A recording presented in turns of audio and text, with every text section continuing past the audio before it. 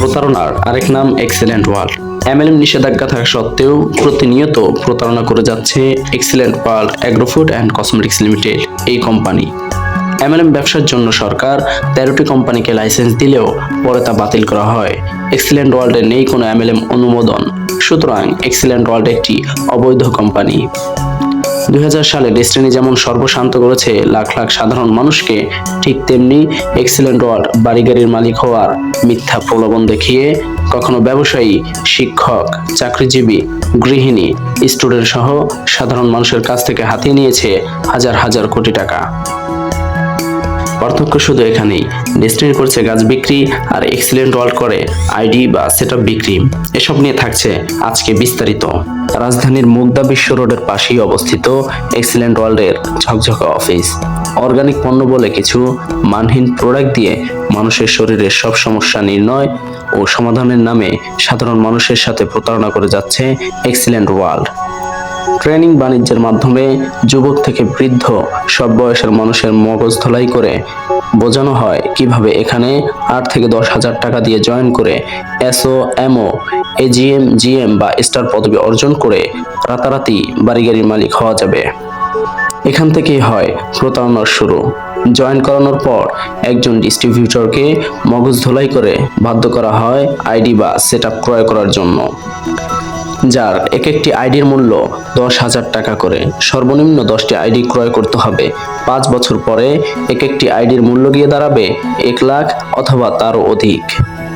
তবে এসব আইডি ক্রয়ের কোনো মেমো বা লিগ্যাল ডকুমেন্ট দেওয়া হয় না, শুধুমাত্র একটি পিএমএস অর্থাৎ পার্সোনাল মিনি স্টকিস কার্ড অথবা কিছু কাগজ ধরিয়ে দেওয়া হয়, যা রাষ্ট্রীয় আইনে অবৈধ।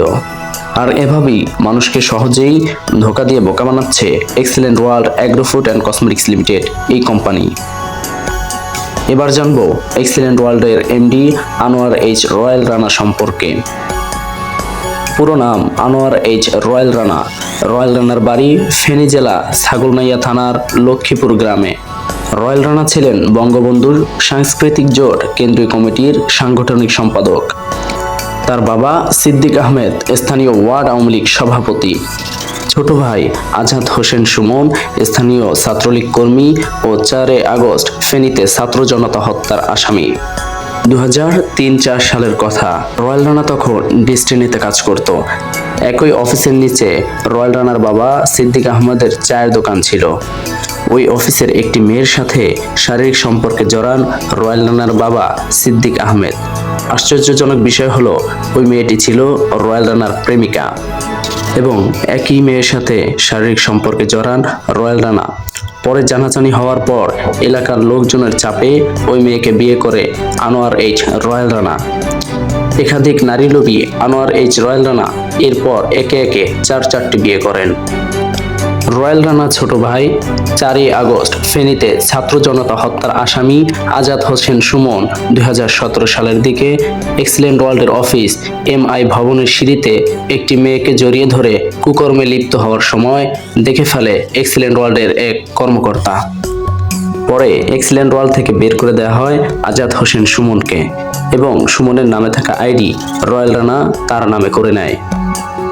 রয়্যাল রানা রাজনৈতিক দিক থেকেও ছিল বেশ প্রভাবশালী স্বৈরাচার আওয়ামী লীগের দোসর।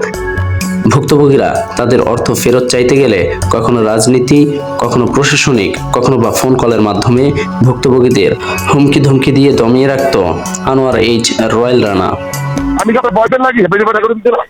আমি কি এত কথা বলি? আপনার সাথে তর্ক করার মতো সময় আমার নাই। আপনি কার সাথে কথা বলতেছেন এটা আপনি ভুলে গেছেন। আপনি যে এতগুলো রেকর্ডিং করেছেন, হ্যাঁ, আপনি কার সাথে কথা বলছেন এটা আপনি ভুলে গেছেন। আপনি জ্ঞান তো থাকা দরকার ছিল আগে। আপনি 457 মেসিং করছেন, তার কাছে বিচার দিচ্ছেন। আপনি তো টাকা আপনি মেরে ফেলছেন। আপনি কার সাথে কিভাবে কথা বলতেন এই জ্ঞানটুকু থাকতে হবে। আমি তো আপনাকে আসামি বানাই নাই স্যার, আমি জাস্ট আমার কথাগুলো আমি ওখানে শেয়ার করেছি। আপনি কথাগুলো, আপনার কথাগুলো পছন্দ হয় না ভাই আমার। আপনি রেকর্ডিং গুলো শুনেন, আমি সবগুলো রেকর্ডিং রাখছি।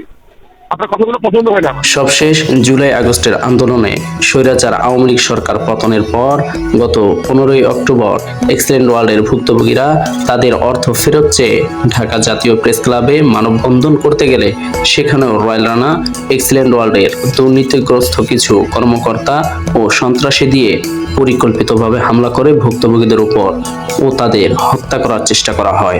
এখন বাঁচতেছে একটা, আগামীকালকে একটা পর্যন্ত আমার লাশটাও কেউ পাবেন কিনা আমি জানি না, এটা আমি ড্যাম শিওর। কারণ এর আগে কয়েকবার আমাকে হুমকি দিয়েছে রাস্তার মেয়ের মতো ইউজ করবে, ছয়তলা থেকে লাত্তি মারে ফেলবে। তার একটাই কারণ, আমার টাকা দিয়েছে, আমার বোনের জমি বিক্রি করা টাকা, আমার বোনের জিনিস বন্ধক রেখে টাকা, আমার পরিবার থেকে আমি ত্যায্য সন্তান হওয়া টাকা। আমি যখন টাকার বিনিময়ে প্রোডাক্ট পাইনি, কোনো ইনকাম পাইনি। আজকে 23 লক্ষ টাকার প্রোডাক্ট আমাকে দেয় নাই, আমার আইডি ব্লক করে দিছে।